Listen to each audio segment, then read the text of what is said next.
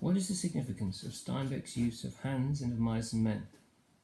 Of mice and men is full of symbols, that is, things that represent far more than they simply are.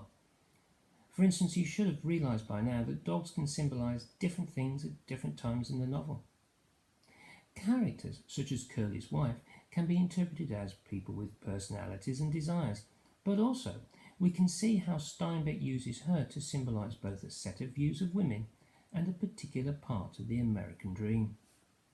So too can hands. In fact, Steinbeck employs hands as symbols many times in the novel.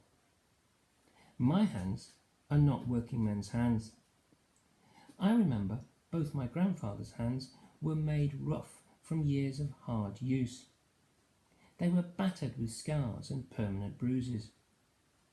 They were like badges that identified my grandfathers as members of a class of working men who performed manual labour. In Of Mice and Men, the working men themselves are called hands. Their individuality is defined by their hands. George has small, strong hands, while Lenny has big paws. In fact, Lenny's big paws emphasise uncontrollable animal power. His hands crush mice, grip onto girls' clothes, crush another man's hand, slap a dog to death, and kill a woman. Candy has lost his hand in a farm accident, and this has taken away his power to do work and threatened his status on the farm.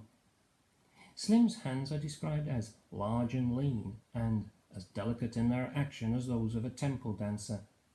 They symbolise his graceful exercise of skill and power. Later, when he's angry with Curly, his hands are described as black with tar, suggesting he threatens deadly violence. Curly himself is described as handy to show his skill as a boxer and emphasise his power to bully the workers. But it is his hand that Lenny crushes, thus taking away his power. Hands are also used to represent sexuality. Lenny's hands like to feel and stroke soft things in a way that arouses him. Curly keeps his left hand in a glove full of Vaseline to keep it soft for his wife. This is treated as both an overt sexual reference and with contempt by the working men. The symbolism of hands extends beyond the physical. Throughout the novel, George is habitually playing hands of cards. He is described as having laid out his solitary hand. When he does attempt to play with someone else, the game is euchre, which is mostly played with a partner. But there are times when a player can do what is called playing a lone hand. Indeed, this one attempt to play a game fails because everyone is too disrupted by what is happening to Candy's dog, and he cannot bring himself to deal a hand. Thus, hand is used here to symbolise the chances a man might have and the difficulties that George might have to cope with. Finally, after he shoots Lenny, George repeatedly stares at his right hand that held the gun. At this point, in the last 2 pages of the novel, what could his right hand possibly symbolise? Something for you to consider.